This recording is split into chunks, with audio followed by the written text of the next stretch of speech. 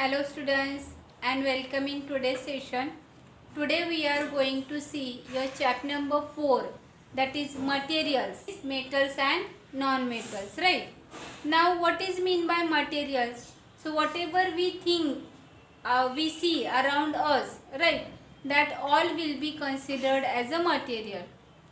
Matter we have seen already, the thing which can occupy the space and have a mass is known as a matter, right?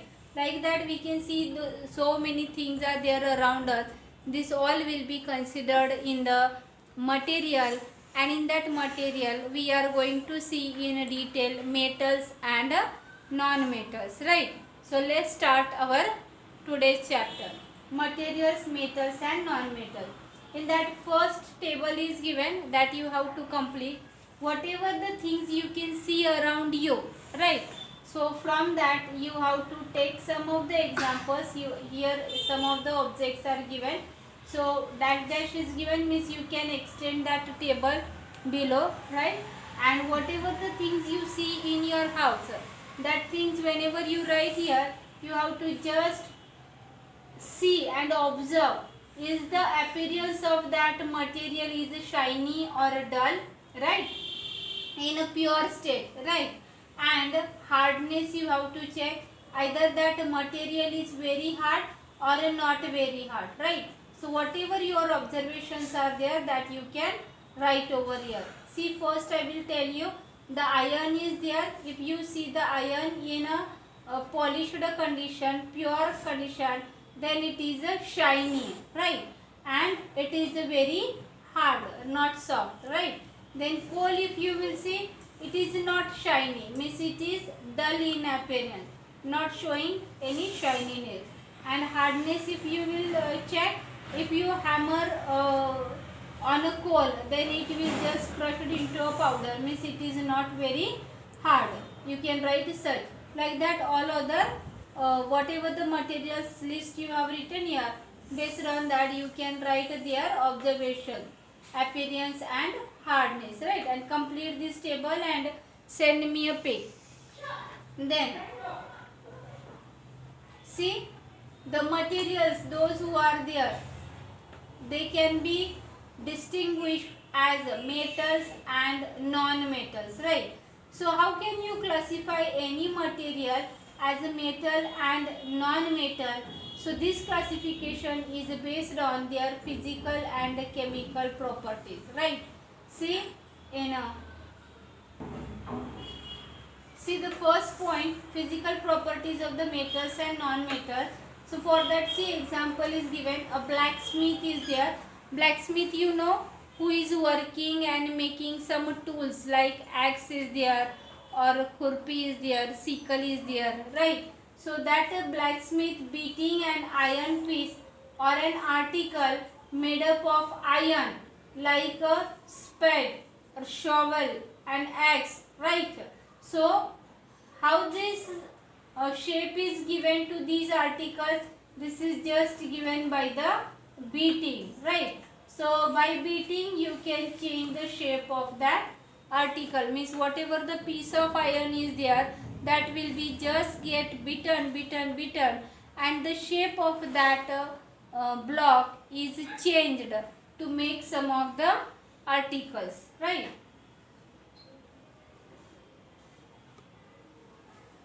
So it is asked that, is it possible to give the change in shape for wood log by beating? You can beat the wood log and change its shape. No, it is not possible, right? Because here again wood log and this iron, you will get differentiated. Here also if you will see, wood log is dull in appearance and not very hard, right? You can cut that. But iron, if you will see, it is shiny in appearance and very hard in hardness, right? So in this way it is get categorized into two groups, metals and non-metals. One activity is given, activity 4.1, that you have to take an iron nail, coal piece of thick aluminium wire and pencil lead, right? So four things are there. iron nail, coal piece, thick piece of aluminium wire and pencil lead. Beat the iron nail with the hammer, right? Then try to beat hard, hit hard for the iron nail. Repeat the same with the aluminium wire. Then repeat the same for the coal piece and the pencil lead. Whatever your observations are there after beating, what happened to the iron nail, aluminium wire, coal piece and pencil lead, that you can record your observations in this table. So this table also you can complete and send me, right? So here you will get idea that some of these materials are there, they will be change their shape after beating, but some of these materials are there, they will be just crushed into a powder, they did not change their shape. For example, coal piece and pencil lead, once you hammer them, they will just convert into a powder, there will be no change in shape. But the iron nail and aluminium wire, if you will see, whatever their thickness is there, they will just get flat when you hammer them, right? So they will change in shape, but these two will not change in shape, they will convert into a powder only. Same here observation is given. If you observe the shape, iron nail and aluminium wire change on beating, right? When we beaten hard, they could change their shapes, and even we can make the sheets of these two if we go and continue heating, right? This again you must have observed in the silver foil also. Whatever the silver foil is there, that is also formed by the same. The silver you just go on beating, and a very thin sheet of that silver will be formed, which we are saying as the silver foil, right? Same aluminium foil is also prepared. So whatever this property we see in the material, that when we beat them and convert them into a thin sheet, this property of the metal is called as a malleability, right? So see what is mean by malleability. The property of metals by which they can be beaten into thin sheet, right? Beaten into thin sheets, convert them into sheets or make sheets, is called as a malleability. So most of all metals shows this property, that is the malleability. So this is the first property of the metal, that is the malleability. Even you can add the further one, they are shiny and hard. But in that activity, the material like coal and pencil lead is there, they do not show this property, convert into a sheet, right? So that's why you cannot consider them as a metal, right? Now, can you hold a hot metallic pan which is without a plastic or a wooden handle and not get hot? Is it possible? No, because if it is hot, then definitely our hand will get burned if it is without plastic or wooden handle, right? To avoid this hurting or burning, we are keeping the plastic or wooden handle on it, right? This protects our hand from burning, right? We will not get hurt. So this proves that the plastic or wooden handle is there, that is the poor conductor of heat, right? So we can say that conduction of heat by wood and plastic is not done, right? And because of this only, the screwdrivers are there, they are having a handle or coating of plastic, right? Electrician using this screwdriver whenever he is checking the current in the face, right? So this screwdriver coating is there, that is of a plastic, which is a bad conductor of electricity, right?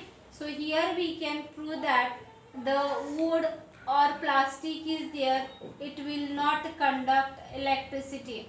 So to understand this more easily, activity 4.2 is given. See in that it is given that how the circuit is made. Actually you have learned this. Recall how to make an electric circuit to test whether electricity can be passed through an object or not. This you must have studied earlier, right?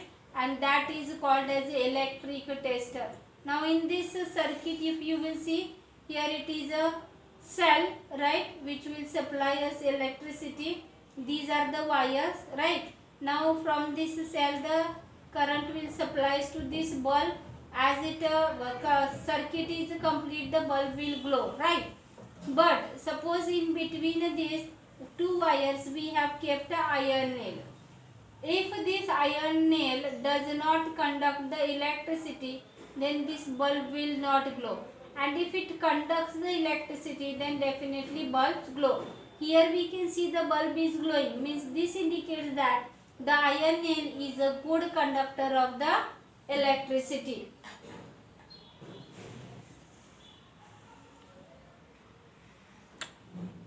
So with this tester you can check the conductivity of these substances: iron rod or nail, sulfur, coal piece and copper wire, right? If by keeping these substances in the circuit bulb glows, then the substance you can consider as a conductor, and if bulb does not glow, then you can consider them as a poor conductor of the electricity, right? So do this activity and complete this table and send me what is your observation. Either iron is a conductor or good conductor or poor conductor, sulfur is a good conductor or poor conductor. Complete this table and send me. After doing this activity you will get the observation. Based on that you can conclude that iron rod, nail, right, copper wire, they will able to glow the bulb, so they are good conductor of the electricity, while sulfur piece is there, coal piece is there, they are the poor conductor of the electricity, because when we keep them the bulb will not glow, means the circuit is not complete, current is not passed. So this will be kept in the category of a poor conductor. So again here we can say about the metals and non-metals that they metals are good conductors of the electricity, while the non-metals are bad conductor or poor conductor of electricity. Even for the heat also, metals are good conductor of heat, while the non-metals are poor conductor of heat. Below that see, ductility is given. Now what is mean by ductility, right? The property of metal by which it can be drawn into wire. You can make a long wires from the metal. You just stretch them and you can convert them into a thin wires.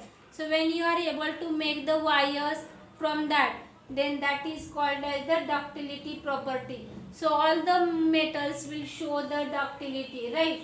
So the property of metal by which it can be drawn into wires is called the ductility. This is not shown by the non-metals, right? So this is the next property of the metal, that they are ductile. Next one is that sound produced by the metal.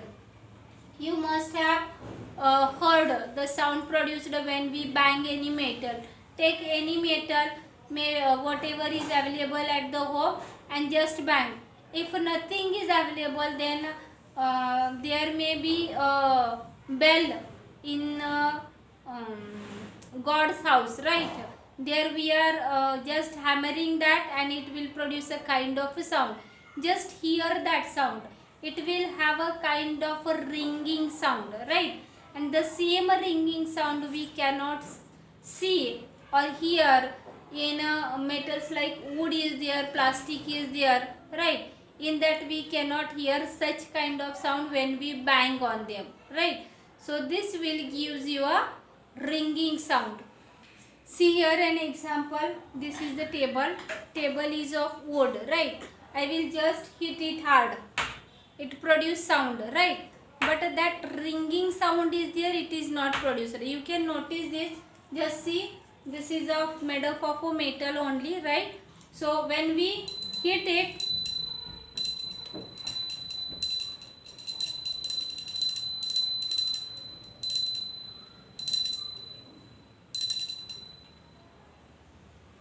so once it is hit, then after hitting also kind of vibrations of the sound comes, right? So this is what it is called as a ringing sound. The substance which produce a ringing sound is a metal, right? And non-metals will not produce a ringing sound. So this is one more property of a metal and non-metal. See, it is given in your textbook. The things made up of metal will produce a ringing sound when struck hard, and this will not be seen in a non-metal. So the metal produce ringing sound. They are said to be sonorous. Remember this word. The metals are sonorous, right? So sonorous means they are able to produce a ringing sound when we hit them hard. The materials other than metals are not sonorous. Mean non-metals are not sonorous, right? So whatever we have learned, from that we can say that the materials, those who are hard, lustrous, malleable, ductile, sonorous, good conductor of heat and electricity, these are generally all metals, right? So all the metals generally possesses all these properties. So you can see that these are all the properties of the metals, right? Examples of the metals are given here: iron, copper, aluminium, calcium, magnesium, etc. Right? Then opposite to that, coal, sulfur are soft and dull in appearance, break down into a powdery mass on tapping with hammer. They are not sonorous. They are poor conductor of heat and electricity.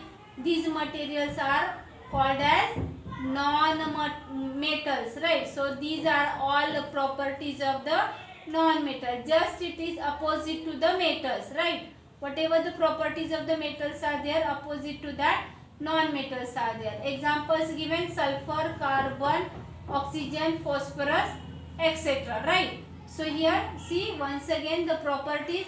Metals are hard, non-metals are soft, right? Metals are lustrous, non-metals are dull. Metals are malleable, non-metals are non-malleable. Metals are ductile, non-metals are non-ductile. Metals are sonorous, non-metals are non-sonorous.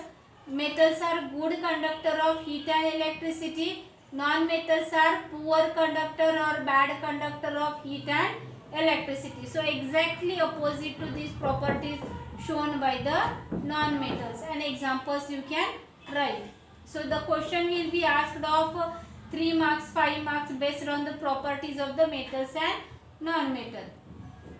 See here, some of the exceptions are given. So this also you have to remember, because objective types fill in the blanks is there. In that the question will be asked on this. Metals like sodium and potassium are soft, right? Because just now we have seen the properties of the metals, that all metals are hard, but the sodium and potassium are exception for this property. They are soft in nature. You can cut the sodium with the knife, right? Then mercury, we said that all the metals are hard, right? Means they are obviously in the solid state, but mercury is the metal. It is found in a liquid state at room temperature. This is the only metal found in liquid state at room temperature. So these are the 3 exceptions are there for the metal: sodium, phosphorus and mercury. Sodium and phosphorus are soft and mercury is in a liquid state at room temperature, right? So this is what the properties of the metals and non-metals.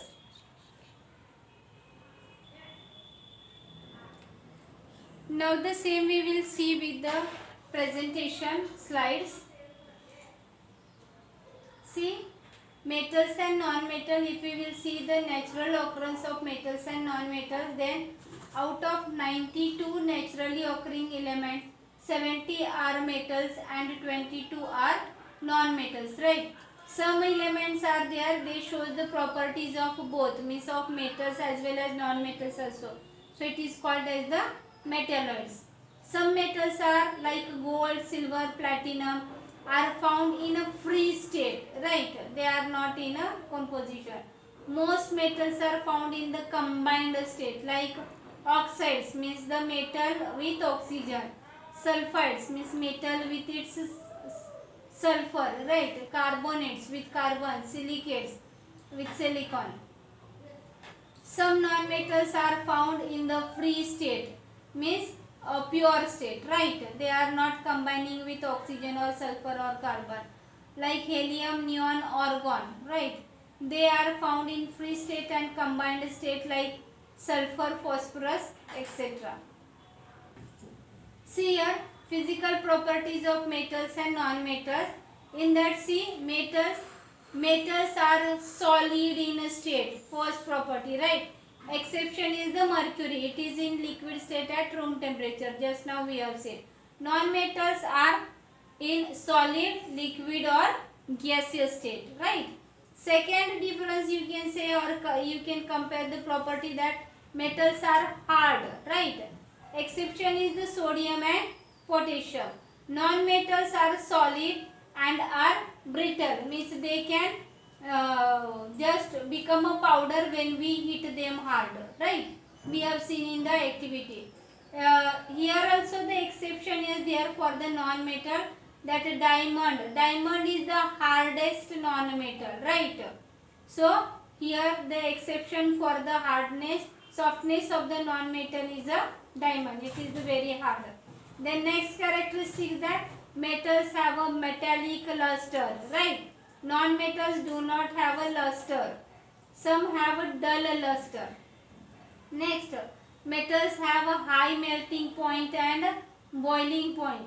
Non-metals have a low melting point. Means they will melt at a low temperature only, non-metals.